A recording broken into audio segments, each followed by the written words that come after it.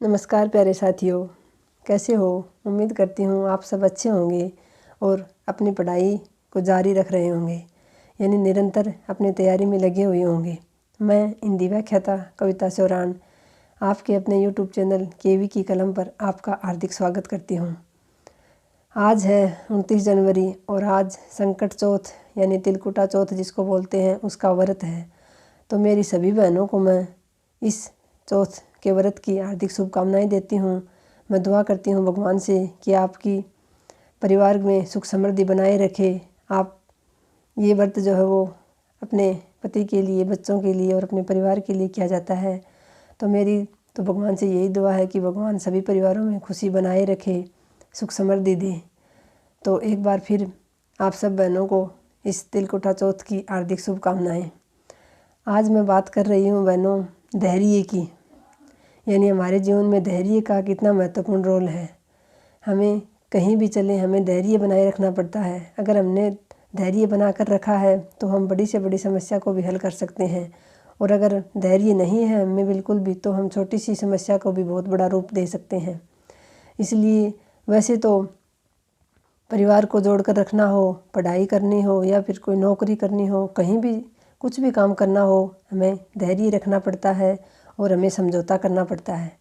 यानी कहीं भी हमारी मनमानी नहीं चल सकती, चाहे वो परिवार हो। तो ऐसा नहीं है कि हम जैसा सोचें, जैसा करें, कहें वैसा ही होता जाए। ऐसा कभी नहीं हुआ है और ना ही आगे होगा। समझौते तो हमें जीवन में हर कदम पर करने पड़ते हैं। ऐसे ही महिलाओं को, परिवार को चलाने में महिलाओं का महत्वपूर्ण योगदान माना जाता है और सहनशीलता के लिए भी महिलाओं की मिसाल दी जाती है। वैसे तो परिवार हो या समाज हो, परिवार या समाज रूपी जो गाड़ी है इसके दोनों पहिए जो हैं वो महिला और पुरुष दोनों ही होते हैं। दोनों का ही बराबर योगदान होता है, चाहे परिवार को चलाने में हो चाहे समाज को चलाने में हो। लेकिन फिर भी परिवार को जोड़कर रखने की बात हो, परिवार को अच्छी प्रकार से चलाने की बात हो तो उसमें महिलाओं का योगदान अधिक होता है, क्योंकि महिलाएँ गृहिणी होती हैं। वो घर को एक जगह जोड़कर एक सूत्र में पिरोकर रख सकती हैं। पुरुषों का काम होता है कमा कर लाना, लेकिन उसको सही जगह इस्तेमाल करना, उपयोग करना, परिवार को अच्छे से संभाल कर रखना ये महिलाओं का काम है। ये पुरानी परंपरा चली आ रही है। वैसे आजकल महिलाएं पुरुषों के बराबर कमा कर भी लाती हैं, लेकिन फिर भी उनकी जिम्मेदारी घर के प्रति भी वही रहती है, चाहे वो कितने ही बड़ी पोस्ट पर पहुंच जाएं। लेकिन परिवार का जो काम होता है, परिवार को संभालना, चाहे बच्चों को हो चाहे घर का काम हो, वो तो महिलाओं को करना ही पड़ता है। तो उन सब के लिए धैर्य की बहुत बड़ी आवश्यकता होती है। हम धैर्य बना कर रखें तो हम आसानी से अपने परिवार को, समाज को चला सकते हैं। जैसा कि आजकल देखने में आ रहा है, वैसे तो सहनशीलता के लिए महिलाओं की मिसाल दी जाती है, लेकिन जैसे कि धीरे धीरे समाज में परिवर्तन हो रहा है तो आजकल महिलाओं में सहनशीलता कम हो रही है। जैसे बात बात पर जो लड़कियां हैं जिनकी शादी होती है तो वो आगे चलकर वो यही सोचती हैं कि जैसा मेरे मायके में होता था वैसा ही होता रहेगा। लेकिन चाहे कितने ही गरीब की आप बेटी हों, आप अपने मायके में हमेशा राजकुमारी की तरह ही रहती हैं। लेकिन आपका ससुराल चाहे कितना ही अमीर हो, लेकिन आपको वहाँ जाकर अपने आप में परिवर्तन तो करना ही पड़ेगा। ये आप पहले से मानकर चलें। जैसा कि आजकल लड़कियाँ रियल लाइफ में देख लेती हैं, टीवी में, फिल्मों में देखकर वो ये सोचती हैं, वहाँ तो हमें सिर्फ रियल लाइफ दिखाई जाती है कि ऐसा होता है ऐसा होता है। लेकिन जब हकीकत में आप शादी के बाद जाते हो, नए जीवन की शुरुआत करते हो, तो वहाँ ऐसा कुछ नहीं होता है। आपको हर कदम पर समझौते करने पड़ते हैं। हाँ, कुछ परिवार ऐसे भी होते हैं जिनमें आगे जो परिवार मिलता है हमें, चाहे वो सास ससुर हों, चाहे पति हों, चाहे कोई और रिश्तेदार हों, वो भी कुछ अपने आप में परिवर्तन करते हैं उस नई लड़की के लिए।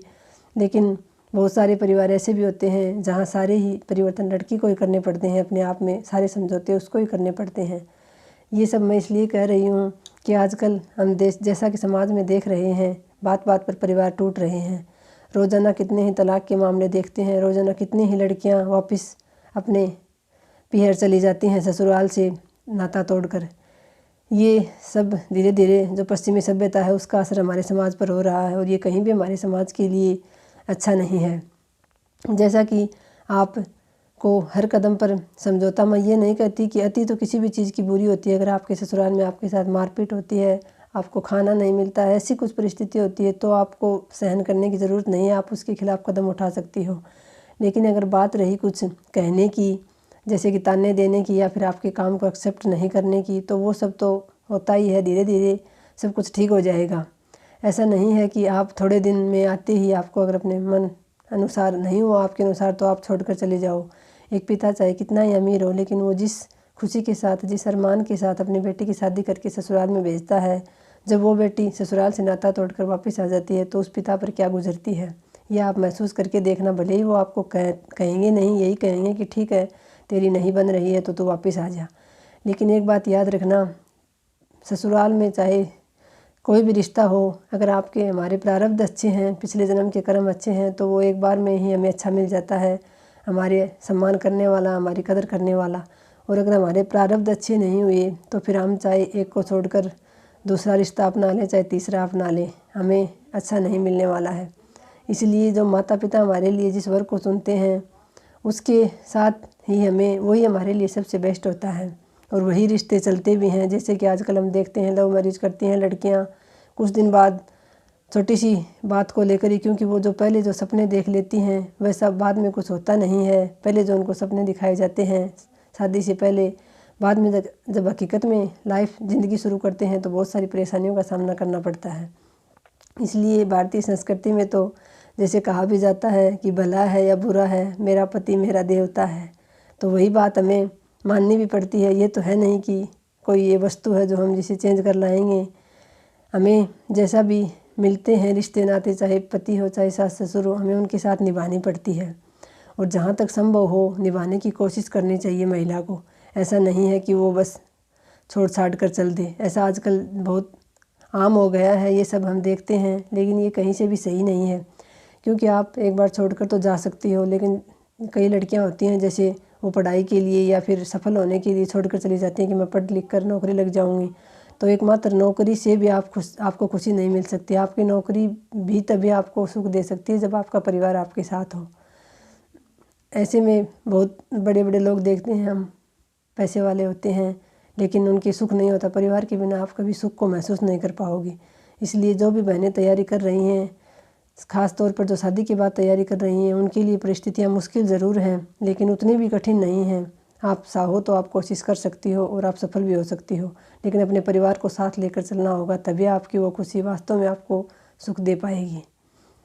तो ये सब बातें मेरा बताने का आपको मकसद यही है कि हमें पश्चिमी सभ्यता को देखकर अंधा अनुकरण नहीं करना है।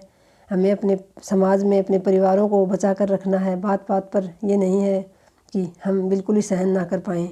आप कहीं भी चले जाना, समझौते आपको हर जगह करने पड़ेंगे, चाहे आप नौकरी करो, चाहे आप छोटा सा उदाहरण लें, हम जैसे घर से बाहर निकलते हैं किसी यात्रा के लिए, तो ज़रूरी तो नहीं है कि हम जिस बस या ट्रेन में जाएं उसमें हमें सीट मिलेगी ही, या हमें भीड़ का सामना नहीं करना पड़ेगा। हम जाते हैं तो हम खड़े होकर भी जाते हैं, हम बहुत कठिन परिस्थिति में भी चले जाते हैं, हमें पहुंचना होता है अगले स्थान पर, तो वहाँ भी तो हमें हर कदम पर समझौता करना पड़ता है। ऐसा तो है नहीं कि हमारे सुविधा अनुसार जैसे हमें घर में सुविधा मिलती है वैसे ही बाहर भी मिलती रहेंगी। तो समझौते तो हर जगह करने पड़ेंगे, चाहे आप कहीं भी चले जाओ। तो क्यों ना आप अपने परिवार में भी कुछ समझौता करके चलो। अगर आपके परिवार वाले खुद कुछ एडजस्ट कर पा रहे हैं, आपका सम्मान कर रहे हैं, आपके अनुसार वो खुद भी कुछ परिवर्तन कर रहे हैं, तो बहुत अच्छी बात है, ये आपका सौभाग्य है। और अगर नहीं भी कर रहे हैं तो आप धीरे धीरे उनको स्वीकार करो। ऐसा नहीं है कि आप अपने आप को खुद को टॉर्चर करो या अपने आप को खुद को दुखी रखो, नहीं, आप उन परिस्थितियों में धीरे धीरे एडजस्ट होने की कोशिश करो और अपना खुद का ध्यान रखते हुए और अपने खुद पर काम करो। उनके बारे में सोचो ही मत कि वो क्या कह रहे हैं, क्योंकि बहुत सारे परिवार, ज़्यादातर परिवार ऐसे ही मिलेंगे जहाँ आगे आपको कोई परिवर्तन होने वाला नहीं मिलेगा। क्योंकि मर्द होते हैं वो तो अपने वैसे दोष दिखाते हैं, और सास मिलते हैं वो ये सोचते हैं कि मैं इस घर की मालकिन हूँ तो आने वाली लड़की ही सारा परिवर्तन करे। और फिर बात बात पर घर में, जैसे कि सभी परिवारों में देखने को मिलता है, घर में अगर कुछ भी नुकसान हो जाए, कोई हानि हो जाए, कोई बुरा काम हो जाए, तो वो सिर्फ बहू के नाम लगता है कि बहू के कारण हुआ है। यानी कोई भी कुछ भी नुकसान हो तो वो सब बहू के मत्थे मढ़ दिया जाता है। लेकिन जब तक आपको कोई सीधे तौर पर आपके साथ कोई हाथापाई ना हो, या फिर आपके खाने पर लेकर या फिर आपकी ज़रूरतों को लेकर अगर कोई बीच में बाधा ना बने, तब तक आप तानों से और कहने से अपने आप को परिवार से अलग करने की ना सोचें। क्योंकि आप कहीं भी चले जाना, ऐसा नहीं है कि आप इस एक परिवार को छोड़कर चले जाओगे, दूसरी जगह जाओगे तो आपको सब कुछ अपने अनुसार मिलेगा। अपने अनुसार कभी कुछ नहीं मिलता। समझौते का नाम ही ज़िंदगी है साथियों, समझौता हर जगह करना पड़ता है।